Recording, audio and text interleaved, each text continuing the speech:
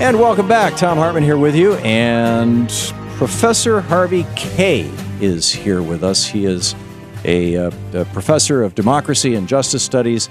We'll figure this all out during a break in a second here. Professor of democracy and justice studies at the University of Wisconsin, Green Bay. He's the author of the new book, The Fight for the Four Freedoms, What Made the Greatest Generation Truly Great. And you don't need the headphone right now. We're going to take some calls a little later on in the show, and we'll figure out how to get an earphone into your ear there. But Harvey, welcome. Thank you. It's great to be here. Studio is even better. Yeah, it's great having you with us. I've been saying for years and years and years that I think that your book, Thomas Paine and the Promise of America, if I'm remembering the title right, is one of the very best founding era history books that has ever been written. Thanks. I quote you all the time. You quote me about that. Yeah, there you go. Well, good. That's good because it's and here we have this. Let's see.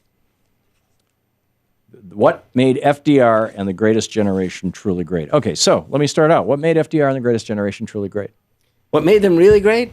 It's probably the same thing that made the founders great and the folks who fought the Civil War. They came to realize that the only way to defend, sustain, and secure American democracy was to enhance it. And that's what they did.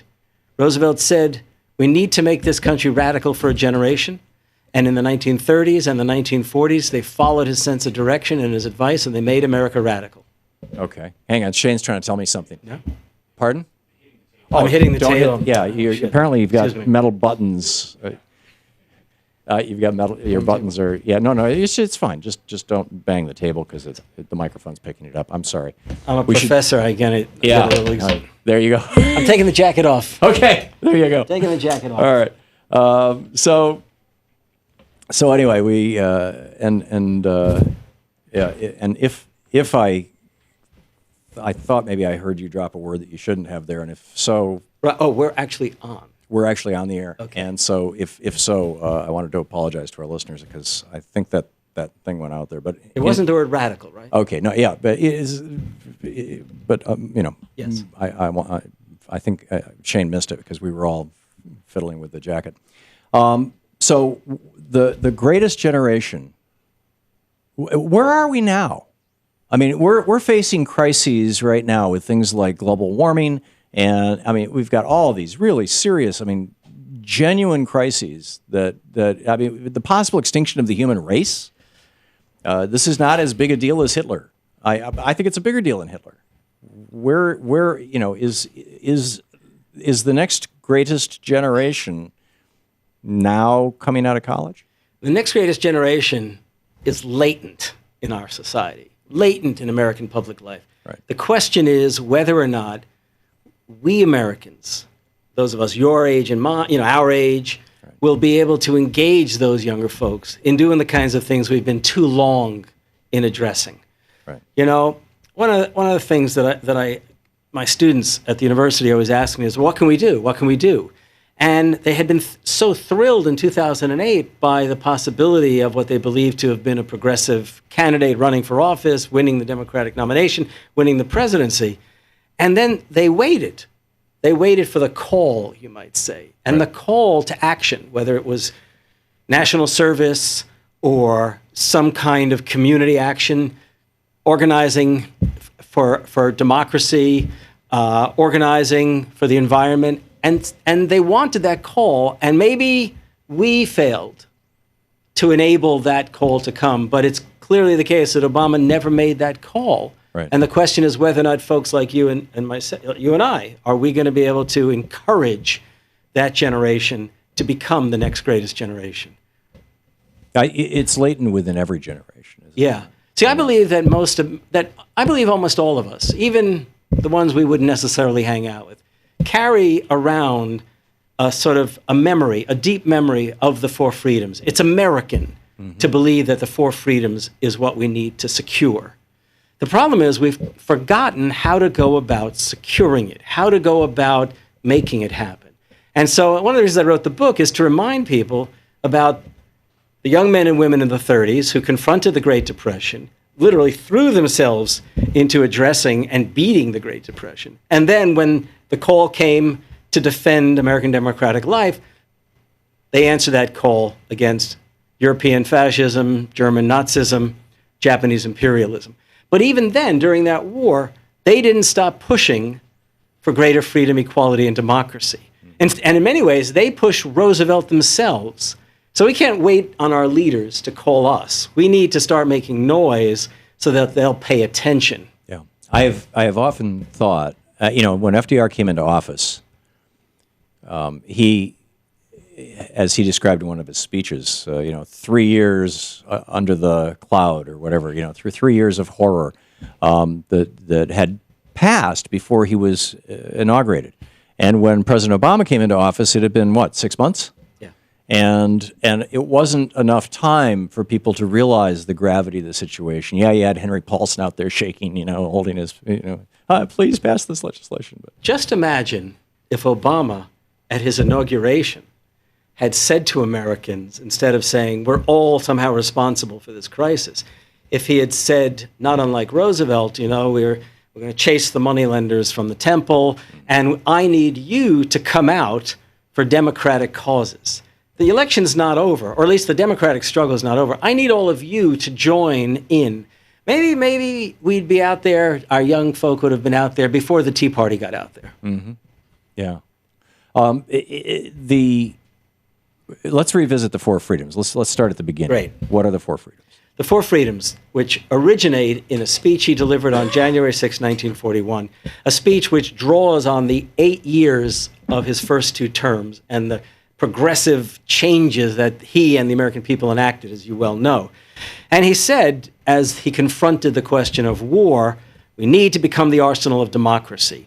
We need to gird ourselves for the possibilities of war, though he didn't call them yet to war. And then he said, there are those who will say that we should give up our democratic achievements. We should give them up in favor of defense effort, in favor of, if necessary, the war. And he said, no, we need to work all the harder in making this a freer, more equal, and more democratic country. And then he closed that speech, and he said, we look forward to a world founded upon four fundamental or essential human freedoms: freedom of speech and expression, freedom of worship, freedom from want, freedom from fear. Mm-hmm. And as the reporters said, there were those who didn't applaud. The isolationists didn't applaud his call for the arsenal for democracy. The Republicans generally didn't applaud the call for freedom from want. And apparently the Southern Democrats of that day did not applaud freedom from fear. Oh, that's interesting. Yeah. That's very interesting. So there were constituencies that saw his freedoms as contrary to their own interests. Oh, they realized very well, just as they realized when he took office in the early 30s, and they did everything they could to block the New Deal. Right. They knew full well that when Americans heard the four freedoms, they would understand the four freedoms in real, material ways that within days after he gave the speech, there were women's groups contacting Eleanor Roosevelt to find out what they could do. A. Philip Randolph probably heard the speech and then organized the March on Washington movement to demand the integration of the war industries. Labor unions quickly responded to this. I mean, it was actually an extraordinary thing. In fact, I'm going to say something which some people find annoying. I know everyone loves the speech after Pearl Harbor, right? Day that live in infamy. But I think the real call to the war, which had within it the call to make America even more democratic, was the Four Freedoms speech. Professor Harvey Kaye is with us. His new book, The Fight for the Four Freedoms, What Made FDR and the Greatest Generation Truly Great. We'll be back with Dr. Kaye in just a moment. This is the Thom Hartmann Program. We'll be back with Professor Harvey Kaye, and we'll be taking your calls, by the way, if you have any questions. I also want to get into Thomas Paine and the American Revolution, all kinds of good stuff.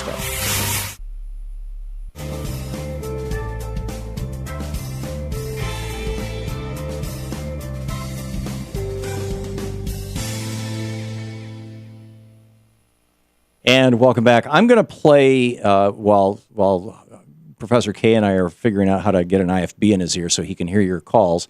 I want to play the Four Freedoms speech, the actual speech from Franklin Roosevelt, And here it is. In the future days, which we seek to make secure, we look forward to a world founded upon four essential human freedoms. The first is freedom of speech and expression everywhere in the world.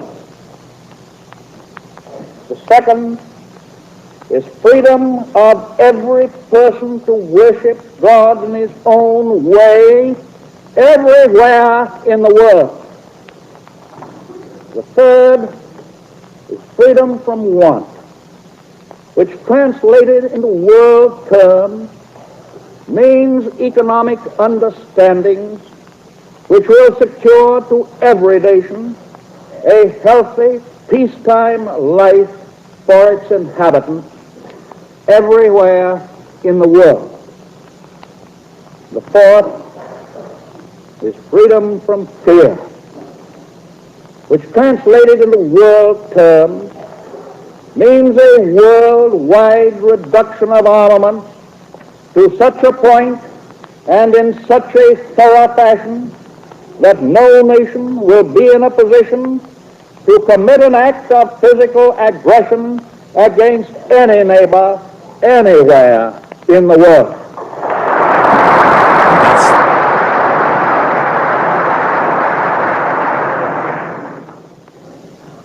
That is no vision of a distant millennium. It is a definite basis for a kind of world attainable in our own time and generation. That kind of world is the very antithesis of the so-called new order of tyranny which the dictators seek to create with the crash of a bomb. To that new order, we oppose the greater conception, the moral order. A good society is able to face schemes of world domination and foreign revolutions alike without fear. Since the beginning of our American history, we have been engaged in change, in a perpetual, peaceful revolution, a revolution which goes on steadily, quietly, adjusting itself to changing conditions, without the concentration camp or the quicklime in the ditch. The world order which we seek is the cooperation of free countries working together in a friendly, civilized society. This nation has placed its destiny in the hands and heads and hearts of its millions of free men and women, and its faith in freedom under the guidance of God. Franklin Delano Roosevelt, his Four Freedoms speech. We'll be back with Harvey Kaye right after this.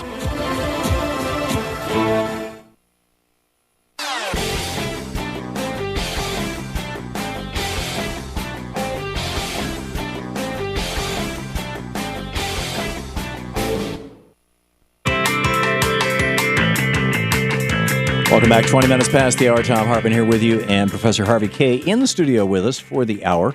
And your new book is The Fight for the Four Freedoms. We just heard a little clip of that, FDR, giving that speech. Right. You clarify this for me. FDR was governor of New York in the 20s. 28 to 32. Right. So he was governor of New York. He became governor of New York during the Roaring 20s, when New York was arguably one of the most corrupt states in the nation, and he was the head of a giant political machine, and he did very little to change that. He was, he was a reasonable governor, but he was no crusader. He was not the caped crusader, or was he? Well, I think historians make a very, very big mistake. They often say, well, Roosevelt really didn't know what he was going to do in the New Deal. It was rhetoric. But if you look closely, there were already initiatives when the panic and depression hit, when the crash occurred. He begins a program not unlike the CCC in New York State. He proposes programs up in northern New York near the St. Lawrence, on the St. Lawrence River, not unlike what he will later propose as the Tennessee Valley Authority. He argues in favor of old age pensions for the old age pensions. I mean, he's already testing the waters for what will be the New Deal. So, did he clean up New York? No, but he would never fully got into bed, let's say, with the bosses of corruption. Yeah. Well, where I was going with that is that I'm very skeptical of the great man theory of history. I'm with you. That we just have to wait for another FDR to appear on the scene, and I think that great man or woman is within any leader if the parade is big enough. They'll hoist the flag, and FDR didn't really do that until the parade got that big, until the Occupy movement had occupied from the Potomac all the way to the White House, during a couple of years when he was governor and before he became president. Well, the thing about Roosevelt is, and I think this is something that we should look for, I think we should look for this in all our candidates, whenever we're thinking about who we'll vote for. Right. And even then, we got to hold them accountable, more than we've ever done in this administration. That is, first of all, Roosevelt had a a great sense of American history. He himself did not see American history as a story of great men. He actually believed, as that excerpt from the Four Freedoms speech said, he believed American history itself was a revolution, an ongoing, long-lasting, ever-advancing, because Americans were going to make it advance, revolution for That's freedom. a very Jeffersonian concept. Very Jeffersonian. And he actually, the man whom he sort of worshipped during the 20s before he got directly into the governor's office and later came to the presidency was Jefferson. I could explain that historically, but it was definitely Jefferson. The second thing is he had a tremendous, if you like, belief in America's historic purpose and promise. Now, I know people, liberals, progressives, people on the left, don't like to hear that kind of thing. Historic purpose and promise sounds kind of right-wing. But for more than 200 years, those who made the case for America's historic purpose and promise, going all the way back to Thomas Paine, were progressives like you and me. And the last thing is he had extraordinary confidence in his fellow citizens. He really did believe, to the point of knowing that there was no way he could make history if they didn't make him do it, and he welcomed their doing so. There's a famous story everyone tells in the classroom that a group of reformers came to Washington to meet with FDR, and meets with him in the Oval Office, wherever it was in the White House, and they explain their position. They want him to advance legislation, propose legislation for their cause. And what happens? He leans back and he says, "You've persuaded me. Now make me do it." And he didn't mean make me do it. What he really meant was enable me to do it. Make sure that your political representatives cannot say no to when we begin this. So, in essence, press me. We can do this. And by the way, there really is an instance, perfect historical example. When A. Philip Randolph, the black labor and civil rights leader, in 1941 heard the Four Freedoms speech, he began, as I think I mentioned earlier, the March on Washington movement. And Roosevelt really was worried about that march because this was a segregated city. What kind of response would white Southerners have to this march? So he tried to get Eleanor to talk Randolph out of holding the march. And Randolph said, "No, we're going to do it." And he promised to bring 10,000 marchers to Washington. So Roosevelt figured, well, I better have him come to the White House. I can persuade him. Kind of overconfident, maybe. So he and Walter White, who was the head of the NAACP, come to the office. They make their case, and Roosevelt says, "How many are you bringing to Washington?" And Randolph says, 100,000. And Roosevelt says, "Then I guess I better do something." And he signs the executive order to create the Fair Employment Practice Committee, which is an effort to push for black integration of the war industries. Now, you could leave it at that and say, well, Roosevelt knew what was the right thing to do. Randolph went home and said to his closest friends, he said, he was going to do it. He needed to be told what I told him so that people, when they asked him, "Why did you do it?" he said, they were going to bring 100,000 African Americans to Washington. Who knows what kind of violence might have ensued? So there was this understanding amongst those people who were progressives in their day, as angry and upset and frustrated as they may have gotten, they had a certain confidence themselves that they could push Roosevelt to do the right thing. Not in everything. Southern Democrats controlled Congress. Northern Republicans joined them in a conservative coalition. But through the 30s and beyond, it was a very progressive presidency. So what has happened now? That's what my editor kept saying to me. You can't stop the book in 1946. Right. You must answer the question, what happened? What happened? Now, I think it's this, confluence of events. First of all the way through the 30s and even World War II, the conservative coalition that had not taken shape until the late 30s stood together against a series of progressive initiatives, including when Roosevelt wanted and progressive Democrats in Congress wanted to enact a law enabling, we can come back to this, enabling GIs overseas to vote. Republicans said, we're not going to vote for this, they'll all vote for FDR. Southern Democrats said, wait, what if black GIs like it? What are we going to do then? Amazing. Yeah, and there's so many pieces to this and so many moving pieces. I want to get into that. I want to get to Thomas Paine, and I want to pick up some phone calls. Professor Harvey Kaye with us. We'll be back in just a few minutes, right after this pause for news at the bottom of the hour. You're listening to the Thom Hartmann Program. Call 866-987-THOM. It's at Harvey J. Kaye. And the book, of course, The Fight for the Four Freedoms by Harvey J. Kaye, Professor Kaye.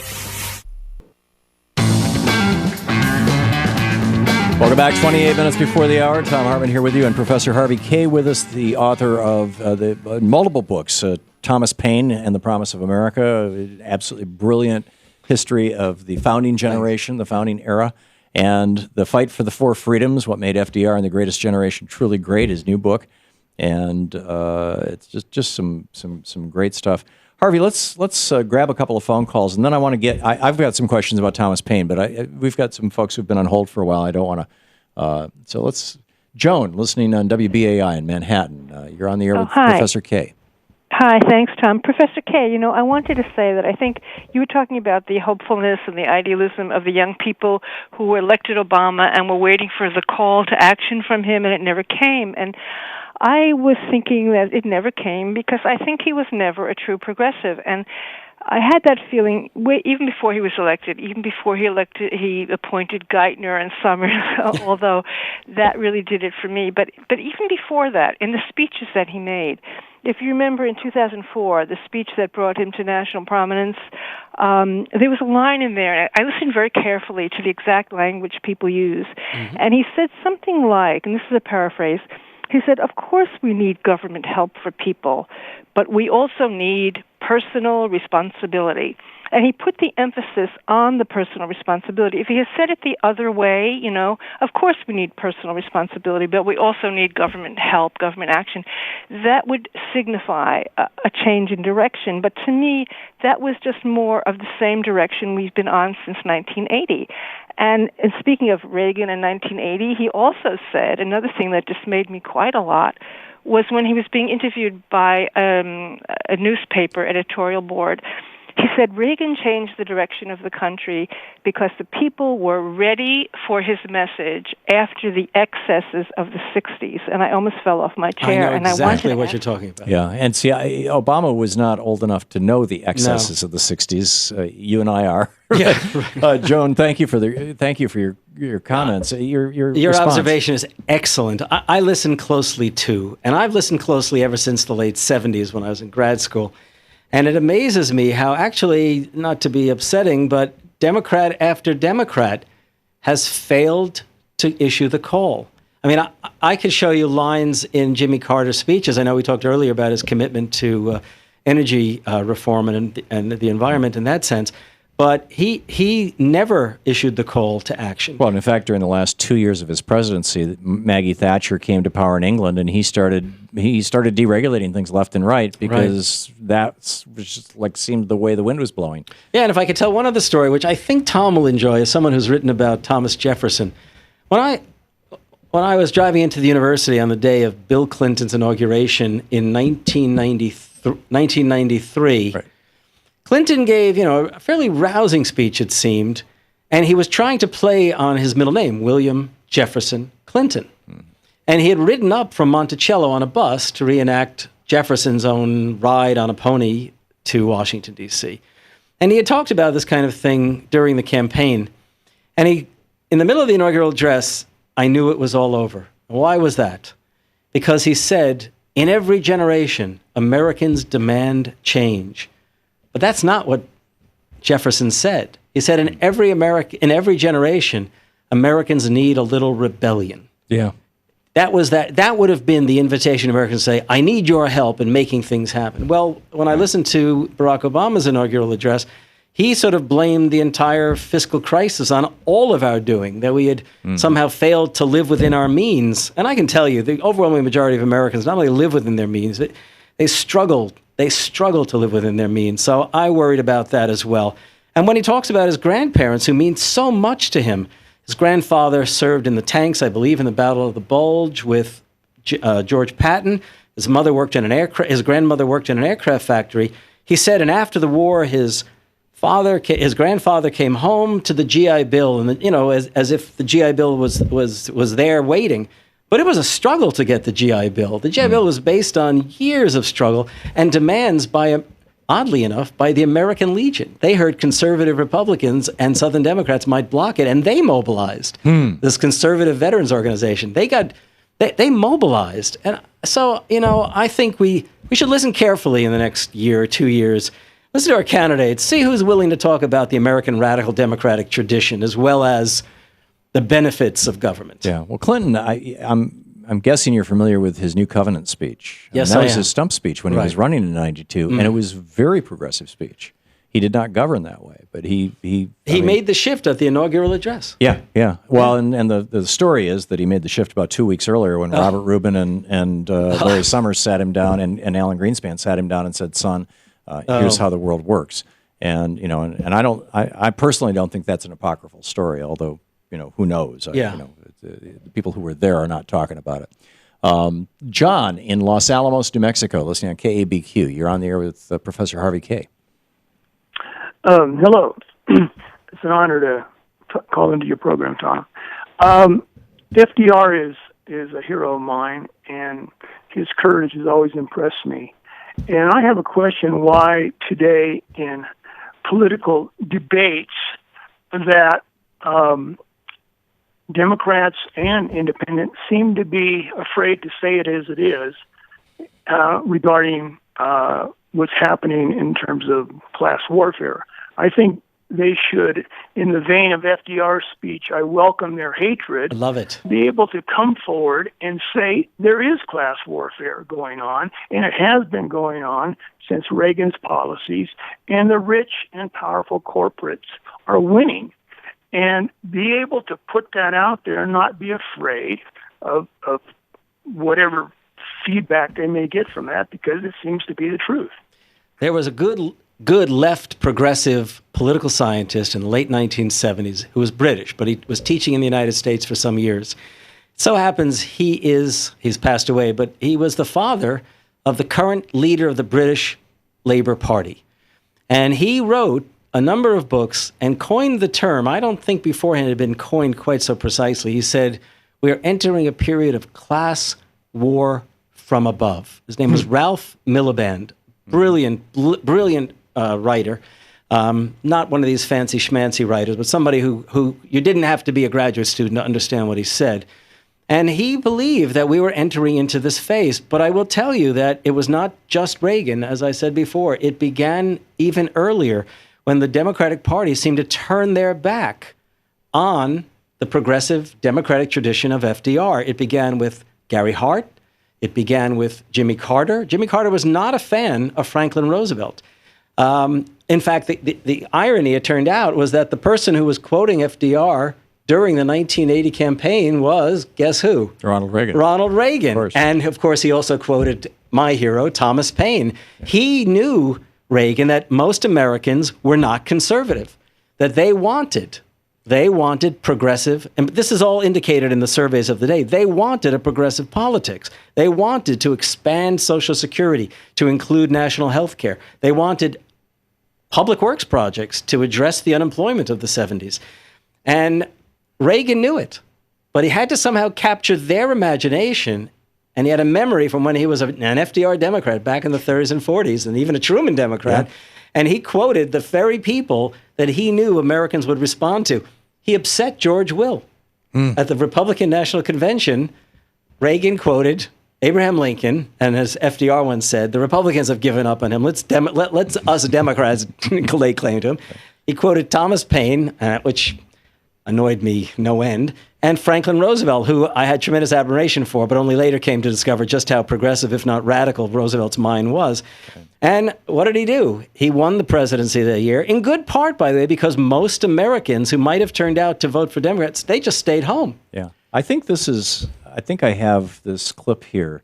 This is from the FDR library. This is from his 1936 Madison Square Garden speech. Never before in all our history have these forces been so united against one candidate as they stand today. They are unanimous in their hate for me, and I welcome their hatred. And then the applause goes on, and you can just let this play kind of faintly, Shane. The applause goes on for almost a minute, and then he comes back and he says, "And not only do I welcome their hatred, but I'm going to make I'm going to bend them over my knee." I mean, it's whatever metaphor. I mean, it's just we're gonna tan their hide. Those are especially the American Liberty League folk, who I think you've heard of, right? Yeah. The folks who didn't want their taxes raised. Yeah, and here they're shouting, "No, come on, keep it going, Mr. Roosevelt." And now here he comes back, and in just a second.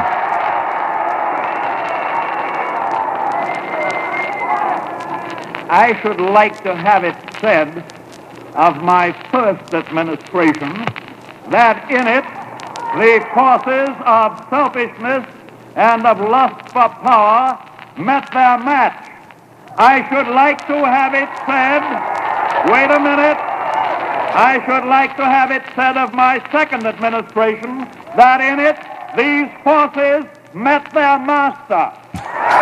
There you go. Not just their match, but their master. I mean, where is the politics today that can talk like that? I mean, I think people expected just that when they heard, "Yes, we can."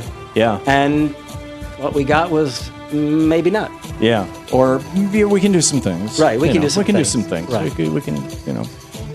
But so the question: how do we get to yes, we can? Right. And we will ask Professor Kaye that question right after this. Hang on.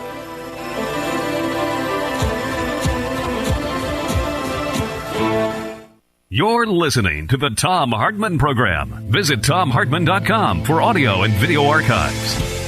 And Professor Harvey Kaye is with us. His book, The Fight for the Four Freedoms, What Made FDR and the Greatest Generation Really Good.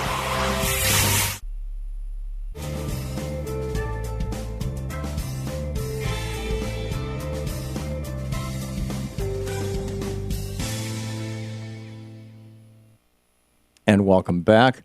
Paul, listening on KBCS in Woodinville, Washington. You are on the air with Professor Harvey Kaye. Well, hi, Tom. Good afternoon, Professor. My question is this. It's apropos to the title of your book.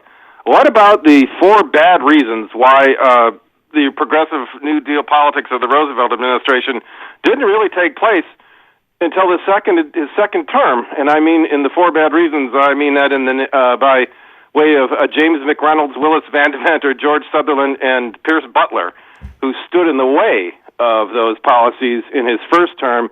And in my view, we have the exact same, the court makeup is very similar. Of course, they were known collectively as the Four Horsemen of Reaction to the New Deal policies. I think we have the same thing going on right now, which is why the 2014 election is vitally, vitally important for Democrats. And 2016. But 2014, if we lose the Senate. I think 2014 is absolutely crucial for Democrats, though I'd like to imagine we could get more progressives among their number. That's a good question, this idea of the first term. I think we underestimate the first term. I think your point is well made, but I think we underestimate the first term. The National Industrial Recovery Act, which the Supreme Court later declared unconstitutional, and the Agricultural Adjustment Act, which suffered a similar fate, they built into that law, those laws, a guarantee of workers' right to organize and a guarantee that farmers themselves would participate in the decision-making regarding prices and cooperative activities. Now, what happened was big business reacted very quickly and started organizing their own company unions. And Robert Wagner, the great New York senator, he realized this, and he applied pressure on Congress and on FDR to create the National Labor Relations Act, which is then passed in what some people call the Second New Deal of 1935. So I think we shouldn't underestimate that first term. Plus, he had said to Frances Perkins, his Secretary of Labor, that he wanted her to come to Washington because he had big things to do. And she said, I'll tell you what, I'll go to Washington with you from New York, because she had been the industrial commissioner in New York. Said, I'll do that if you promise me we will do Social Security in the first term. And they did in 1935. Remember, the first term ends in 1936. So that first term, they didn't let people stand in their way. But there's something else which we shouldn't forget. I mean, it's too easy to blame Obama and, hold him accountable. He's a president. He's not a king. Roosevelt had some great people in Congress during those years. Yeah. George Norris, progressive Republican from Nebraska, who believed in public works and environmental action. Robert La Follette Jr. in Wisconsin, who believed in the rights of labor and who believed, alongside of Robert Wagner, in advancing the New Deal in every way he could, to the point where Franklin Roosevelt backed the progressive Republicans in Wisconsin in elections, not the Democratic Party in that state. Well, and last but not least, the person I've mentioned, the pilot of the New Deal, Robert Wagner. Now, those men helped to make the New Deal and enabled Roosevelt's 8 first years to be as revolutionary in some ways as they became. So he had somebody basically in the Senate who had the power and gumption of LBJ when he was running the Senate. Right. That kind of thing. Remarkable. We'll be back with more. Professor Harvey Kaye right after this.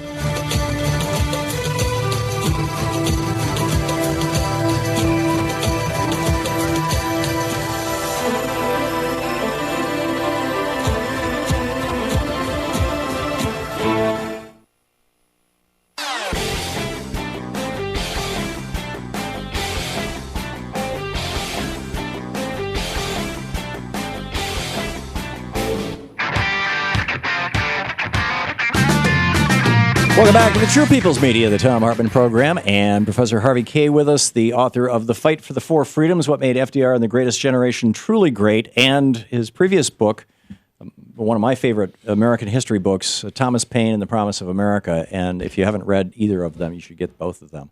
Great, great stuff. Thomas Paine, I don't want to... Oh, first of all, you just made a comment. I'd like you to repeat that something that significantly differentiated Franklin Roosevelt from Barack Obama is who he had around him. Right. He had these 3 senators, as I said, Norris of Nebraska, La Follette of Wisconsin, La Follette Jr., both Republicans, but they were capital P progressive Republicans, mavericks in the party. And eventually in Wisconsin, they actually set up a separate party. Mm-hmm. And last but by no means least, Robert Wagner, who was magnificent. In fact, during World War II, Wagner and Senator Murray of one of the Dakotas, I think, and Congressman Dingell, the father of is it the father or the grandfather of the retiring congressman from Michigan, they got together and proposed national health care. They knew they couldn't get it through, but they imagined at war's end they could make that happen. I'll tell you something which might come back to the Thomas Paine. I wrote this book because I had this fascination for the Four Freedoms, but what really sort of clicked was that in February 1942, Franklin Roosevelt had to tell the American people not to give up because they were having a terrible time. We weren't even in Europe yet, and we were having a terrible time in the Pacific. And his advisor said, you need to go before the American people in a fireside chat. And what he does in that fireside chat, February 23rd, 1942, Washington's birthday weekend, is he recounts Washington's retreat across New Jersey to the Delaware River. And then he tells, after he reviews the entire world scene, he says, Washington had his officers read some lines to his men. This is the way he closed his speech. And it's direct lines from Thomas Paine. And he says, those are the words of Thomas Paine, who spoke for Americans then. Those words speak for us today. And he got letters from all around the country saying, I am so glad that a president of the United States is quoting Thomas Paine. Well, Thomas Paine had been so badly trashed. I mean, it took Thomas Edison to bring him back. Yes, right. He was after he wrote The Age of Reason and basically declared his atheism. He was persona non gratis in the United States. Only 7 people showed up for his funeral. I hate to correct you, Tom, but he was a deist, not an atheist. Oh, deist. Okay. Okay, but you know what? We shouldn't forget. In every generation, from Paine's day right through to Edison's turn of the century day, every progressive movement in America, the free thinkers, the Working Men's Party, the suffragists, the abolitionists, all populists, progressives, socialists, go right through, anarchists, the Haymarket martyrs, all the way through for 100 years. Every one of those groups, their first revolutionary hero was Thomas Paine. Right. And Edison, who was no revolutionary necessarily, but he had this, feeling, religion was our biggest problem, he reaches out to Thomas Paine because of the work Age of Reason. Right. But no president from Thomas Jefferson until Jefferson and Paine were friends. But from Jefferson to Franklin Roosevelt, no president, while in office, in a speech, quoted Thomas Paine's name, cited his name, even though they might have used his words, as did Wilson and others. Right. Because of the Age of Reason. Because of the Age of Reason, it was this threat to the Christian establishment. Right, and there was a huge Christian revival. It came roughly around the time... The Second Great Awakening. Yeah, right. Yeah. But the other thing was, and I think this actually carries just as much weight in historical terms, every one of those progressive movements that I mentioned, they raised Thomas Paine's name to the forefront. Right. And when, I like to say, the property, the prestigious, the pious, and so on, when they heard Thomas Paine's name, they shivered. They shivered. Because he had also written, don't forget, Rights of Man and Agrarian Justice, an argument for social democracy and social security. Right, agrarian justice, not just social security, also basically a guaranteed minimum income. Right, to give young people a chance to start in life. Right. Yeah, it's every person is basically born like George W. Bush was, with a trust fund, right, as it were. It's pretty amazing. Penny in Thornton, Colorado, listening on AM 760. You're on the air with Professor Harvey Kaye. Harvey Kaye. Great discussion, by the way. I really appreciate you guys doing this. Thank you. My biggest question is, do you think that there's any hope for Obama to change? Because I feel like if he doesn't do it now, and we don't make him do it, then we're gonna lose something. Well, you just said it. Make him do it. Thank you, Penny. Make him do it. Isn't that really the great? I mean, you're an American historian. Isn't that the great lesson of American history? That when the people's ire is up, the leaders. George Washington used to say bad things about American farmers and workers, but he knew he needed them. He knew he needed them in his army, and he knew he needed them to make an independent country. And eventually, they made him do it as president of the United States. Right. Lincoln had said, if I could keep the Union together without ending slavery, I'd be more than happy to do it. I'm not sure he said it in those words, but that's the point. Oh, it's very close. I just, last week, in fact, I've got it printed out here someplace, read his speech in response to Dred Scott, and he was like, everybody knows white people don't like black people, and we're not calling for mixing the races, and I would never say such a thing. And it's like, but then, whoa. as he realized, if we're going to win the Civil War, right, we have got to emancipate Southern blacks, not only to rise up on those plantations, but also to join in the Civil War on the northern side. So 5 years later, he does a complete 180. Right, and then Franklin Roosevelt, he was to Roosevelt's credit, I think Roosevelt had studied that history. Mm-hmm. And he knew the trick was to get Americans to push him, to help him say those words, I welcome their hatred. Right. At one point he said very quickly, they complain we want to overthrow their power. They're right. We do want to overthrow their power. That's what America's about. And our commitment to American institutions requires the overthrow of that kind of power. Thank you. Absolutely. In fact, we're going to play that probably tonight on the television. Professor Harvey J. Kaye, his new book, The Fight for the Four Freedoms. Prior to that, his book, Thomas Paine and the Promise of America. Do you have another one? I have lots of other ones, but I'm Lots of other more ones. interested Okay, in saying those are the thank two you that I- very much, that I know Tom, of. for having me on. Thanks so much for being with us, Harvey.